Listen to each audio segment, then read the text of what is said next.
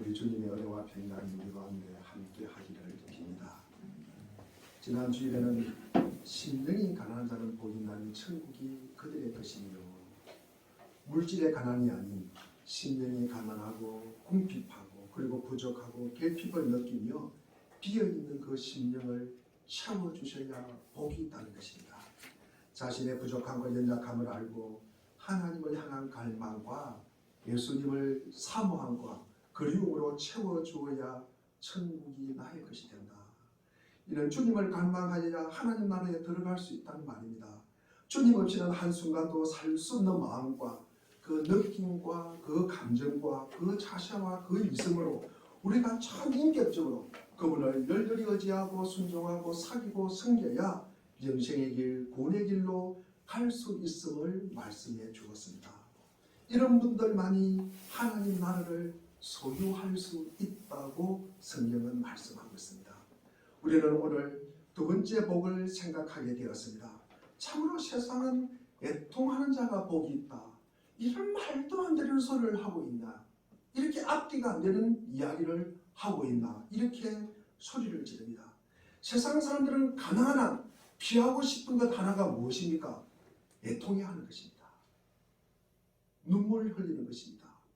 우는 것입니다. 우리가 애통하는 일은 우리가 피할 수만 있다면은 우리가 무슨 일을 불사하더라도 피하고 싶어요. 그래서 우리는 쾌락을 쫓아요. 열렬히 우리는 돈을 모읍니다. 그러면서 명예를 쫓고 열광합니다. 도대체 왜 이럴까? 왜 이럴까? 우리는 이 애통하는 마음에 벗어나기 위한 몸부림입니다. 그러면서 억지로라도 웃어라. 웃으면 복이 온다. 그러면서 웃음을 강요하는 시대에 우리가 사는 이유 또한 그랬습니다. 그런데 성경은 우는 자가 복이 있대. 애통하는 자가 복이 있답니다. 슬픔이나 눈물을 싫어하는 오늘과 같은 시대에 성경은 많이 울라고 합니다. 그래서 복음은 애통하는 자가 복이 있다고 우리에게 말씀하고 있습니다. 애통이란 무엇일까? 우리는 애통의 참된 의미, 즉 주께서 가르치신 이 성경적 의미의 애통을 우리가 알기 위해서 먼저 애통의 의미가 아닌 것을 먼저 제가 살펴보고자 합니다. 주님께서 말씀하시는 이 애통은 자기 욕망에 근거한 애통이 아니라는 것입니다. 성경적 애통이 아닌 것은 주로 모두가 자기 욕망에 근거한 것이다. 사람들은 자기 욕망이 충족되지 않을 때 애통이 합니다. 슬퍼합니다. 사람들은 나는 그걸 갖고 싶고요, 그걸 갖지 못해서 안달이고 애통이 합니다. 나는 거기에 놀러 가고 싶고 구경하고 싶고 여행하고 싶습니다. 그런데 거기에 못 가서 애통이 하는 거예요. 나는 그거 하고 싶어요. 그런데 그것을 하지 못함으로 인한 애통. 그래서 울부짖는 거예요. 자, 그리고 또 자기 욕망에 초래한 이 죄의 결과를 두려워하는 슬픔이 있습니다. 우리가 예컨대 창세기 4장 13절에 보면은 가인이 이런 고백을 합니다. 내 재물이 너무 중하여 견딜 수 없나이다. 이것은 슬픔의 고백입니다. 그러나 그것은 동생을 죽인 자기 죄가 초래한 미래의 불안한 결과로부터 빠져나오기를 원하는 슬픔입니다. 이것은 성경적 애통과는 거리가 멀다는 것입니다. 우리 사무엘하 13장 2절도 보면은 다윗의 큰아들 암논이라는 사람이 등장을 합니다. 암논이 그의 누이 다말 때문에 우라로 말미암아서 병이 되었다.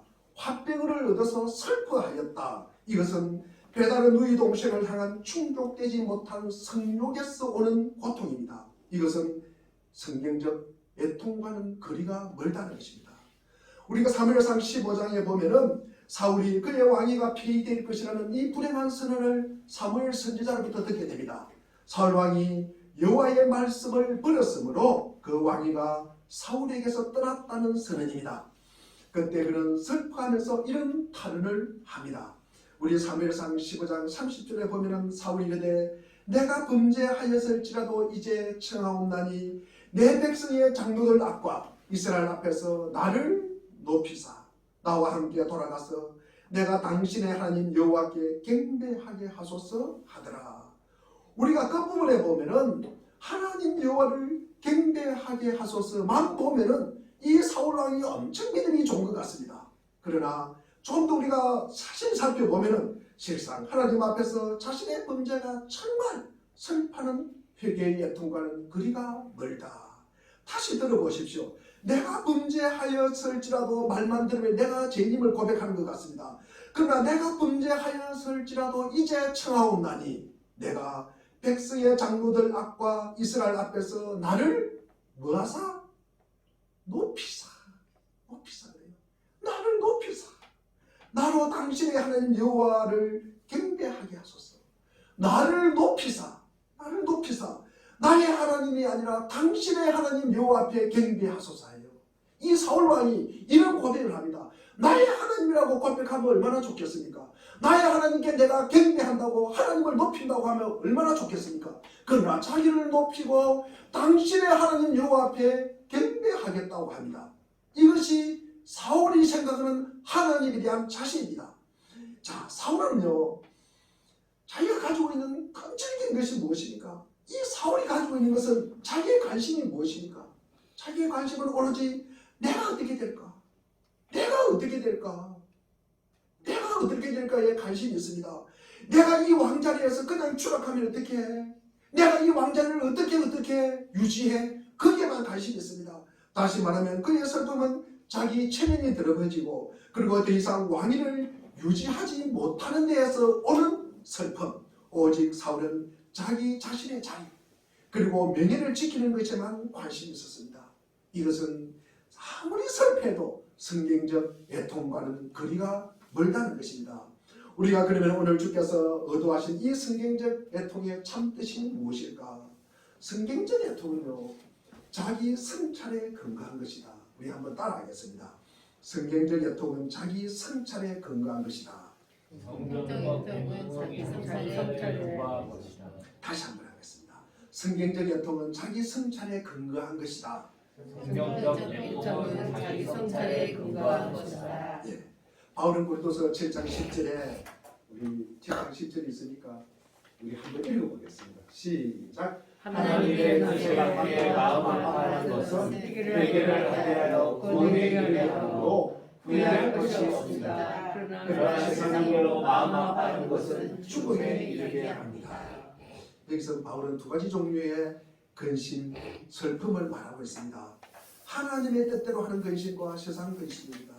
세상 근심이 바로 자기 욕망에 근거한 근심입니다. 내 욕망이 충족되지 않았기 때문에 나를 둘러싼 내 환경이 내가 기대하는 것만큼 되지 않았기 때문에 우리는 슬퍼하고 애통해하는 것입니다. 이것은 자기 욕심으로 인한 사망을 초래한다. 그러나 하나님의 뜻대로 근심하는 것은 후회할 것이 없는 회개를 가져온다. 내 삶을 하나님의 말씀이라는 거울 앞에 자신의 살고 있는 모습을 갖다가 발견하게 되는 것입니다. 그랬을 때 하나님의 뜻과는 너무나 멀리 살아가고 있는 자신의 모습을 발견하게 됩니다. 나는 왜 이렇게 부족할까? 나는 왜 이렇게 하나님의 뜻에 부합하지 못할까? 전능하시고 거룩하시고 절대자신 하나님의 거울 앞에 드러난 내 모습을 바라볼 때 내가 거기에서 슬퍼하는 거예요. 이것이 바로 예수님이 말씀하시는 애통입니다. 애통하는 자는 복이 있나니. 우리가 헬라어로 우리가 슬픔, 애통을 표시하는 단어가 여러 개 있습니다. 우리가 애통하다, 우리가 슬퍼하다, 우리가 헬라어로 펜데고라고 하는데 극도의 슬픔을 표시하는 단어입니다. 이것을 주께서 선택을 하셨습니다. 이미 닥친 또는 임박한 불행 때문에 우는 행위입니다. 애통하는 자는, 절통하는 자는, 창자가 찢어지는 아픔을 겪는 자는 복이 있다. 이것은 보통의 애통이 아닙니다. 절대적인 슬픔이요, 말할 수 없는 슬픔입니다. 이 애통은요, 우리가 창세기 37장 34절에 보면은 요셉의 행들이 요셉을 미디안 상인들에게 은 20에 팔아버립니다. 요셉의 행들이 요셉의 옷을 순년소를 잡아가지고 그 피를 묻혀가지고 자기 아버지가 누구입니까? 요셉의 아버지가 누구입니까? 야곱 앞에 갖다 줍니다. 이 옷을 보여주면서 이 옷이 요셉이 입었던 옷입니까? 물어요. 야곱이 그렇다고 하니까 이 요셉이 짐승에게 먹혔다고 그럽니다. 짐승에 먹혀 죽었다고 그럽니다. 이때 야곱이 자식 이런 슬픔으로 애통하였다. 그때 가장 큰 극도의 애통을 갖다가 표현하는 것입니다.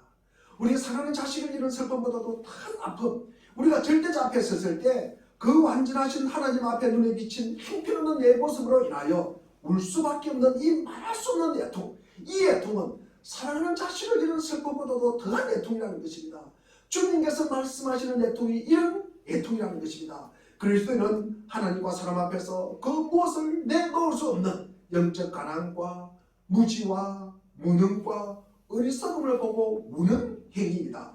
나아가서 자신의 죄악과 부패함을 바라보고 견딜 수 없는 슬픔으로 안고 애통하며 부르짖는 자가 복이 있다고 주님은 우리에게 말씀해 주고 있습니다. 그러면 우리가 애통하는 자에게 약속된 복이 무엇일까? 애통하는 자는 어떤 복을 받을까? 우리가 조금 전에 읽은 것과 마찬가지로 주께서 애통하는 자가 어떤 복을 받습니까? 저희가 뭐한다? 위로를 받을 것이다.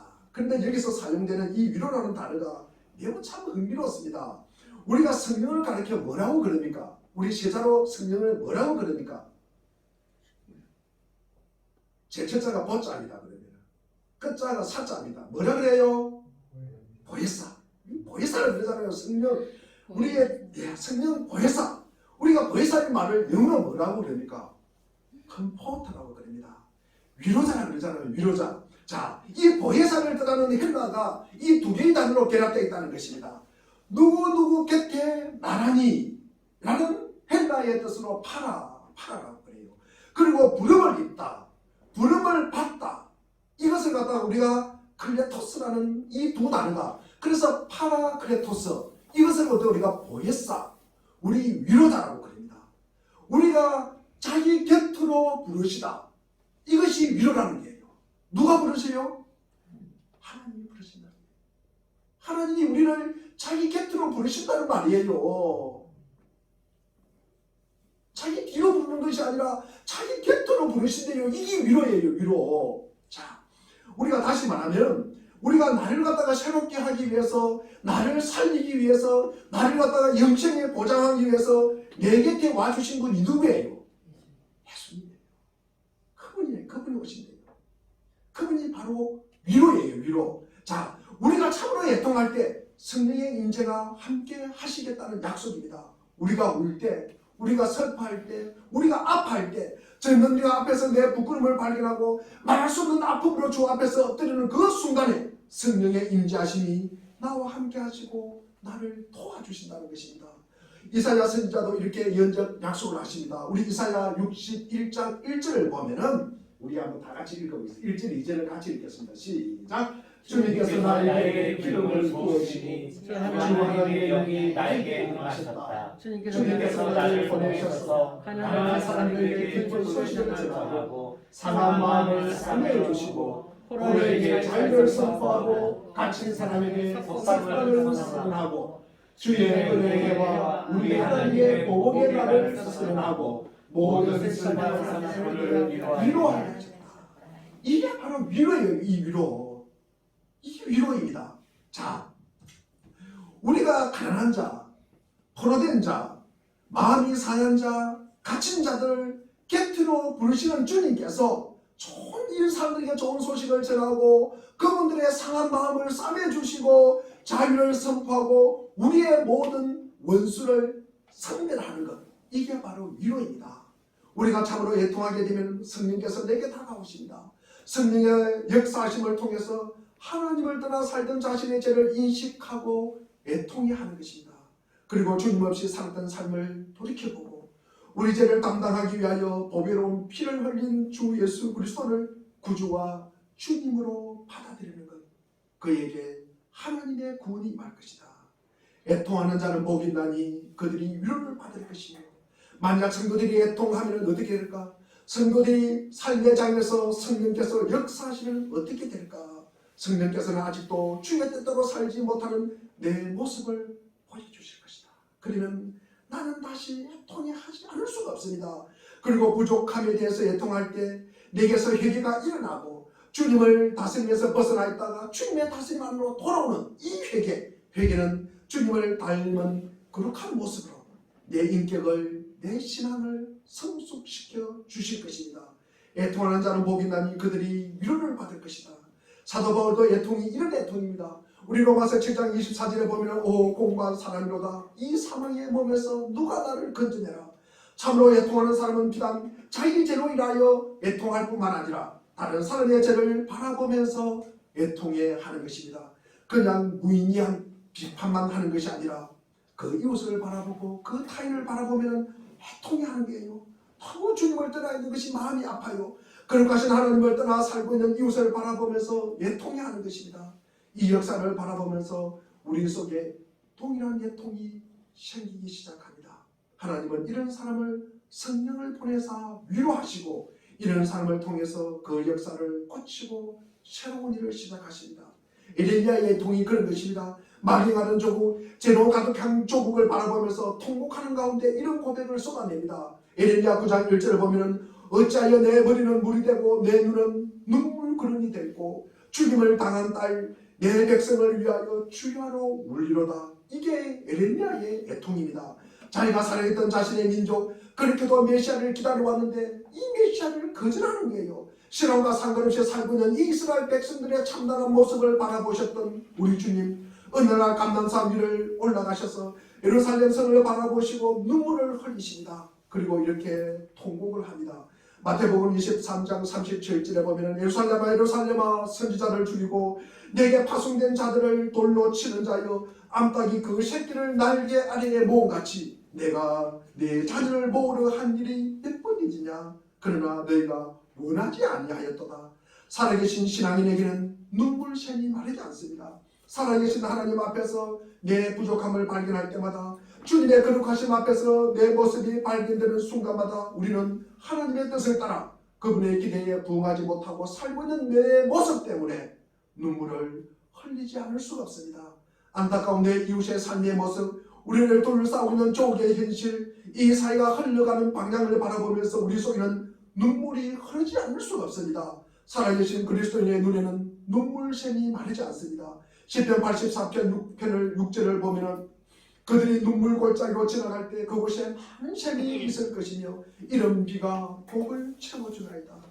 주님으로 인하여 그리고 주님의 뜻이 이 역사와 내 사는 사람들의 삶 속에 이루어지기를 기대하나 그렇게 살지 못하는 이웃들의 안타까운 모습을 보면서 흘려지는 그리스도의 눈물을 통하여 주께서는 이 험악한 세상의 역사를 치유하고 회복시키고 새로운 역사를 펼쳐갈 것입니다. 애통하는 자는 복이 나니 그들이 위로를 받을 것이다. 어떻게 애통하는 사람이 될 수 있을까? 첫째, 자신의 죄와 깊이 대면해야 합니다. 그냥 피상적으로 자기 죄, 내 죄인이야, 나 죄인이야 이런 고백이 아니라 이 정도 죄 안 짓고 사는 사람이 있어. 이 정도 죄는 교회 다니도 다 짓고 있어. 그러면서 그러지 않는 사람 한번 나와봐. 그러면서 삿대질하는 것이 아니라 이것이 자기의 핑계요, 자기의 합리화입니다. 하나님의 눈으로 바라본 내 삶의 모습, 내 의식과 내 무엇이 깊은 곳에 지하기의 뿌리를 바라볼 때 나를 하나님 앞에서 멀리하는 것이 이것이구나. 하나님의 말씀을 거역하고 하나님의 말씀을 떠나게 만들고 있는 내 속에 끈끈하게 숨어있는 이 지하기의 뿌리를 바라보는 순간 내가 이렇게 살고 있다니 하는 깊은 탄식이 나오게 됩니다. 그리하여 주님 앞에 부서지고 엎드리시게 됩니다. 이것은 단순히 죄에 대한 지적 인식 정도가 아닙니다. 나의 존재의 실현에 있는 이 죄를 계속해서 우리가 대면하게 될 때 이 죄에 대한 인식은 죄에 대한 감정적인 연민을 낳게 되는 거예요. 마침내 애통할 수밖에 없습니다. 그 죄를 바라보는 순간 그 죄가 하나님을 반역하고 거스르는 모습으로 인하여 주님 앞에 엎드려지고 주님 앞에 거꾸러지고 주님 앞에 깨어지는 것입니다. 살아계신 하나님 앞에 똑바로 살지 못한 그 안타까운 모습으로 인하여 전능자 앞에서 넘어지고 깨어지는 체험, 이것이 바로 애통해 하는 것입니다. 두 번째로 어떻게 애통하는 사람이 될 수가 있을까? 하나님의 거룩에 대한 깊은 갈망이 있어야 합니다. 우리가 자기 죄를 바라보고 실망하는 것은 잘못하면 자기 학대로 빠질 수가 있습니다. 나는 죄인이지. 나는 죄인이지. 나는 죽을 수밖에 없어. 나는 숨쉬는 것도 힘들어. 하나님, 그러면서 길거리 김사과처럼 방당갓을 씌고 다니고 그러면 안 됩니다. 우리가 성경에서 말씀하시는 이 애통을 갖다가 들으면서 단순히 죄가 나를 갖다가 학대하는 것을 갖다가 건장하고 그리고 그것을 갖다가 제가 북두드러하고 제가 이 지금 말씀을 드리는 거 아닙니다. 내 부족과 연약함을 알기에 내 죄의 문제를 알기에 나를 치유하고 나를 새롭게 하시는 주님의 그 거룩을 그때가 열망하면서 그렇게 하시는 하나님 앞에 우리가 엎드리는 것입니다. 그리하여 더욱더 하나님을 의지하여 하나님을 순종합니다. 하나님과 사귀면서 하나님을 갖다가 섬기는 거예요. 그러면서 우리가 애통하는 사람에게는 자기 성화, 내가 다시 새롭게 되는 이 모티브, 동기부여가 되는 거예요. 내가 주님 앞에 바로 서야 되고 내가 세상에서 주님께서 나에게 보내준 이 사명이 있음을 알고 내가 일어서는 게요. 내가 주저앉는 것이 아니라 주님께서 나에게 분명히 밤낮 춤내고 이 세상을 갖다가 간직하라고 하지 않았을 것이다. 우리가 그 사실을 알고 우리가 그 사실을 기억하고 내가 어떻게 하는 간에 주님의 기쁨이 되기를 위해서 노력하는 거예요. 우리가 죄를 갖다가 인식하면서 내가 성화의 단계를 내가 더 거듭 나아가기 위한 그것이 동기부여가 되고 그게 모티브가 된다는 말씀입니다. 그래서 우리가 죄를 갖다가 인식하라고 하는 것입니다. 자, 우리가 하나님의 거룩을 열망하고 우리가 주님 앞에 엎드리라는 것입니다. 그의 삶의 목표는 거룩한 삶이고 행복한 삶이 아니라는 것입니다. 1984년에 세상을 떠난 기독교 철학자요 또 우리 시대에 큰 영향을 미쳤던 전도자이신 프랜시스 시프 목사라는 분이 계십니다. 그분이 말년에 암이 걸렸어요. 그분은 암과 혹독하게 싸우면서도 자기 생애 마지막에 자기가 사랑했던 조국 미국과 그리고 그 젊은이들에게 유흥 같은 설교를 하기 위해서 미국의 캠퍼스를 갔다가 다니면서 마지막 설교를 합니다. 많은 사람들이 그분의 말씀을 들으면서 그 청중들도 그분의 삶이 얼마 남지 않았다는 걸 압니다. 그리고 자신도 내 삶이 얼마 남지 않았다는 걸 압니다. 그 인생의 날이 얼마 남지 않은 것을 알면서도 자기가 사랑했던 젊은이들에게 남기고 싶은 치유의 메시지가 있었습니다. 피를 토하듯이 그는 캠퍼스를 다니면서 말씀을 전하였습니다. 사랑하는 여러분, 행복을 삶의 목표로 갖지 마십시오. 행복을 삶의 목표로 갖지 마십시오. 행복이라는 것은 불신자도 구할 수 있는 것입니다. 예수 믿지 않는 사람도 행복을 삶의 목표로 갖고 있습니다. 그것은 그리스도인들이 구할 바가 아니라 그리스도인들이 구하는 것은 거룩입니다. 그리스도인들의 문제는 그 무엇입니까? 행복을 구하는 데만 있고 거룩을 구하지 않는 데 있는 것입니다. 이렇게 말씀을 전했어요. 우리가 행복이라면 우리 영어 잘하시는 분들 행복이라면 영어로 뭐라고 그럽니까? 해피. 해피니스. 우리 현 집사님이 영어 제일 잘하시는 것 같아요. 우리 해피니스. 목사님이 물을 때는요 가끔 하고 싶지 않고 반응을 해주시길 바랍니다. 물을 때는 반응을 해주세요. 이 해피니스라는 것은 어디에 그 근원이 있나 그러면 해펀에서 나온 거예요. 해펀은 무슨 뜻입니까? 우연이라는 뜻이에요.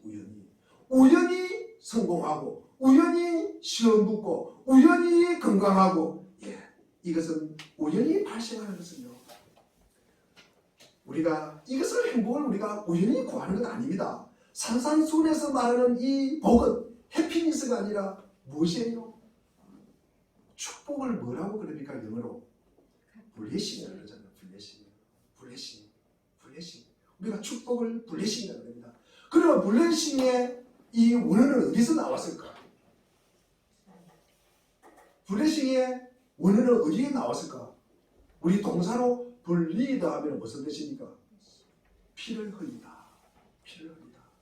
블리다 하면 피를 흘리다는 단어에서 나온 것입니다. 그래서 우리가 앵글로색선족들은 피의 제사를 통해서 하나님과의 바른 관계를 맺는 것을 축복으로 간주합니다. 축복은 하나님과의 바른 관계를 맺는 거예요. 그래서 우리가 한자로 이야기하면 뭐예요? 하나님과의 바른 관계를 맺는 것은 의라고 제가 한번 강조를 하고 있습니다. 창조주 하나님 앞에서 부끄럽지 않는 삶, 그리고 거룩하신 하나님 앞에 감당하는 이 당당할 수 있는 삶, 이것이 바로 축복인 것입니다. 우리가 행복을 삶의 목표로 삼지 마십시오. 그것은 불신자라도 구하는 것입니다. 거룩을 목표로 삼으십시오. 주께서 거룩하신 것처럼 거룩해지기를 열망하면서 이 죄를 제압하고 나를 구원하신 주님의 모습을 날마다 닮아가십시오. 거룩하지 못한 나 자신을 바라볼 때마다 나는 주님 앞에 엎드려지게 되는 거예요. 나는 산산조각 주님 앞에 아무런 존재가 아닌 존재로 인식하게 되는 것입니다.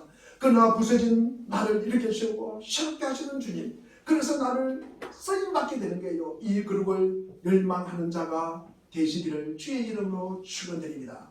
세 번째로 우리가 어떻게 애통하는 사람이 될 수 있을까? 우리 그리스도인들은 잘 우셔야 합니다. 그리스도인은 잘 우셔야 합니다. 우리 목사님 중에서 이게 합동천 목사님, 김남준 목사님이라는 분이 계신데 그분은 설교 시작할 때부터 끝까지 울면서 설교하십니다.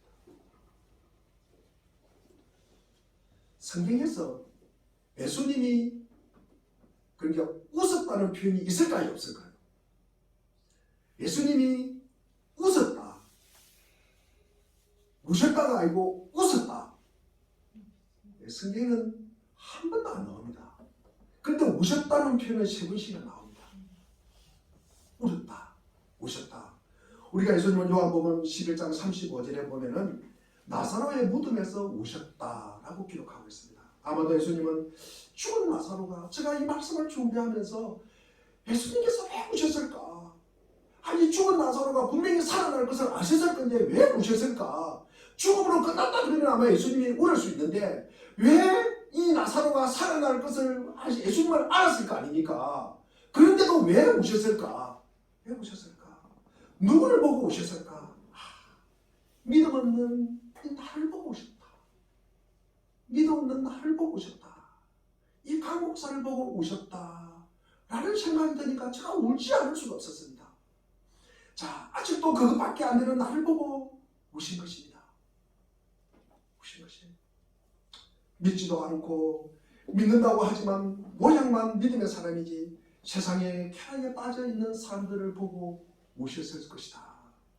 교회는 다니지만 그 모양만 아멘하는 이 외식하는 사람들을 보고 울지 않았을까? 예수님은 그 마지막이, 이렇게 살아가는 사람들의 그 마지막이 어떻게 될 것인가를 예수님은 아시잖아요. 아시잖아요. 우리가 이 죽은 나사로가 살아나는 것도 아셨듯이 예수님 믿지 않고 사는 사람의 그 마지막이 어떻게 될 것인가를 아셨잖아요. 아시니까 그것 때문에 우시는 것입니다.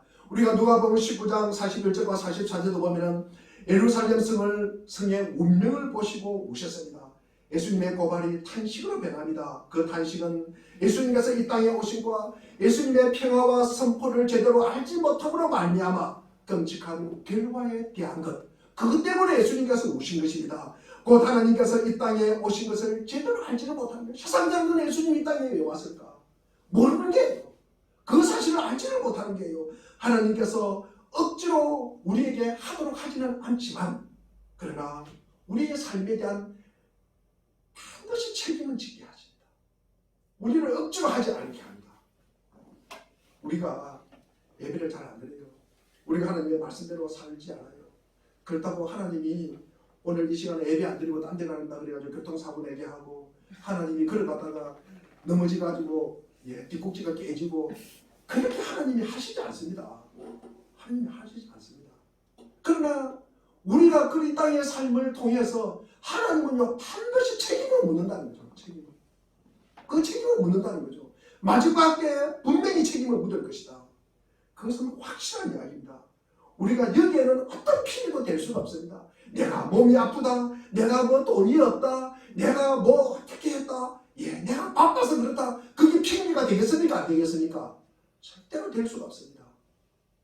절대로 될 수가 없습니다. 우리 로마서 7장에서도 볼 수 있는 이 사도 바울의 가르침을 보면 우리가 참된 그리스도인이 되어야 한다면 우리는 이 사도 바울과 기타 사도들과 그리고 모든 세대들의 거룩한 성도들을 우리는 닮아야 합니다. 그리스도인들은 나는 얼마나 비참한 인간인가, 누가 이 죽음의 몸에서 나를 건져주겠는가 라는 이 외침이 무엇인가 아는 사람들이, 이 외침은 무엇인지 아는 사람들임을 우리는 꼭 기억해야 합니다. 여기에 자기에 대해서 비탄에 잠겨서 고통 중에 울부짖는 사람이 있습니다. 그리스도는 이와 같아야 합니다. 그리스도는 자기에 대하여 철저할 정도의 절망감을 가지고 바울처럼 내 안에 곧 육신 안에 선한 것이 하나도 없다는 것을 갖다가 날마다 되뇌이는 사람입니다. 바울은 마음으로는 하나님의 법과 육신으로의 죄의 법 사이에 늘 갈등을 하였다. 하나님의 법과 육신의 법을 따를까? 이 하나님의 말씀을 따를까? 세상의 소리를 따를까? 하나님의 뜻을 따를까? 세상의 뜻을 따를까? 내 감정을 따를까? 이것을 사도 바울은 늘 갈등했다는 거예요. 사도 바울이 갈등했어요. 그럼 우리가 갈등하지 않겠습니까? 이것들이 비참한 싸움을 하고 있다는 거예요. 내 안에서 싸움을 하고 있다는 거예요. 이런 사람들이 하나님의 위로를 받는다는 거예요. 하나밖에 없는 아들을 나를 위하여 이 땅에 보내시고 십자가에 죽게 하신 그 하나님께서 나를 부르십니다. 그것도 곁으로 부르시는 거예요. 우리가 그냥 아픔과 절망과 고통을 전혀 모르는 분이 아니라 자기의 독생자 하나밖에 없는 아들을 갖다가 십자가에 내어놓고 그분이 우리를 부르시는 거예요. 그분이 우리를 부르시는 거예요. 우리가 내가 아무리 이 땅에서 슬프고 내가 아무리 이 땅에서 내가 삶이 각박하고 내가 이 땅에서 아무리 슬픔이 아픔이 깊다 그래도 자기 하나밖에 없는 자신을 갖다가 잃은 것만큼 아플까? 제가 조금 전에 서두에 말씀드린 이 야곱이 요셉을 잃은 것처럼 우리 하나님께서 하나밖에 없는 아들을 나를 위하여 그것도 우연히 죽은 것이 아니라 나를 위하여 나의 죄를 위하여 십자가에 돌아가셨다는 그 사실 자기 하나밖에 없는 아들을 내놓았을 때 그것보다 아픈 일이 있을까? 제가 신학교 다녔을 때 어느 채플에 오신 목사님께서 말씀하셨어요. 그 말씀이 잊혀지지 않아요. 그 말씀을 어제도 생각하면서 나는 그것까지는 몰랐는데 그분이 아마 이런 의미로 말씀을 지내셨구나. 목회를 하면서 연말이 되었어요. 고3들이 시험을 보잖아요. 제가 전에도 한번 말씀을 드렸습니다.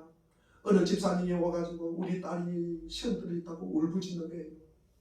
그러니까 옆에 있는 집사님이 뭐라고 그러니까 우리 애가 시험 잘못 봤다고 가출했대요.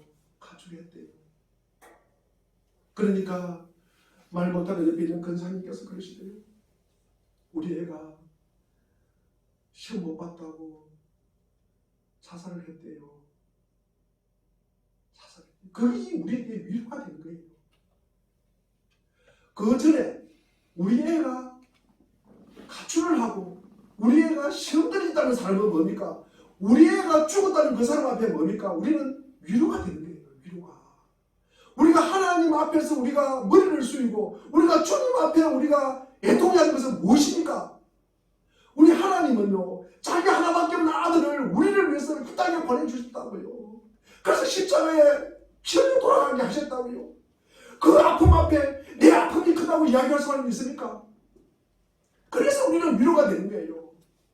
그 앞에서 그래서 우리가 위로가 되는 것입니다. 아멘. 이렇게 그리스도인은 다른 어떤 존재이기 이전에 자기를 바라보고 많이 울고 그리고 하나님과 사람 앞에서 자신의 무능과 약함과 부피함을 바라보면서 탄식하고 눈물을 쏟아내는 사람입니다. 이런 사람들이 하나님의 위로를 받는다는 것입니다. 로마서 우리가 6장 22절을 우리가 한번 읽어보겠습니다. 같이 읽겠습니다. 시작. 이제 여러분이 죄에서 해방을 받고 하나님의 하나님의 종이 종이 되어서 거룩함의 열매를 삶의 열매를 맺고 있습니다. 그 마지막은 영원한 생명입니다. 아멘. 죄에서 해방된 사람들을 구해야 할 것은 거룩함입니다. 또한 그 마지막은 영생이다. 영생은 구원만을 받는 것을 의미하지 않습니다. 성경은 거룩한 영생을 가르칩니다. 은혜로 구원받는 사람들이 얼마나 거룩한 생활을 할 수 있는가가 관건입니다. 주님의 보혈로 씻음받아 새로운 피조물이 된 성도들에게 주님께서는 이 거룩한 열매를 기대하십니다. 우리에게 기대하는 것이 이것입니다. 오늘 저와 여러분이 이 하나님의 거룩을 얼마나 사모하십니까? 그리고 이 거룩하신 하나님의 임재 앞에서 거룩하지 못한 나 자신을 바라보면서 얼마나 자주 울게 됩니까? 우리는 얼마나 자주 엎드립니까? 우리가 이것 때문에 엎드리는 거예요. 이것 때문에. 이 안타까운 내 모습, 그토록 신앙생활을 오래 했으면서도 아직도 형편없는 내 모습, 어떻게 그렇게 말씀에 요지부동일까? 요지부동일까? 이 각박한 내 마음, 하나님의 말씀에 전혀 들어오지 않는 거예요. 튕겨나가는 게 이것을 보고 우리가 눈물 흘려야 되지 않을까? 나와 내 자신과 이웃을 바라보면서 우리의 눈에는 눈물이 흘려지면 우리의 가정이 살아납니다. 우리의 교회가 살아납니다. 아멘. 우리가 조국을 위할 때 이 조국이 살아나는 거예요. 아멘. 이 교회가 그리고 이 가정이 이 직장이 살아나는 거예요. 아멘. 그런데 눈물이 없어요. 눈물이 없어요. 눈물이 없어요. 그냥 값싼 웃음만이 난무하는 세상에 우리는 살고 있다는 말씀입니다. 그러나 하나님의 거룩을 이루지 못한 사실 때문에 흘려지는 눈물, 주님 앞에 엎드려 날마다 낮아지고 깨어지고 이런 모습이 있어야 우리가 복이 있다는 것입니다. 복 있는 사람은 자신의 죄를 깊이 슬퍼하는 자이며 하나님과 예수님 앞에서 범한 자신의 죄가 무엇인지를 알고 애통해하는 사람이며 십자가를 보고 죄 때문에 다가올 파멸로 어찌할 바 모르고 두려워하는 사람입니다. 이런 마음과 자세가 있어야 곁으로 부르시는 분에게 나아갈 수가 있는 것입니다. 그분은 지금도 나를 문 앞에서 두드리고 계신다는 거죠. 두드리고 계신다는 것입니다. 그분께서 주시는 마음을 받아들이고 그분과 함께 이루고자 하는 뜻을 이루고 그분과 함께함으로 그분께서 또 어느 누군가에게 하시는 모습을 보고 우리도 이웃에게 그런 자세로 살아가야 하는 것입니다. 애통하는 자는 복이 있나니 그들이 위로를 받을 것이다. 설명전에 만나는 모든 영혼들에게 이런 은혜와 위로와 축복이 있기를 축원드립니다. 기도하겠습니다.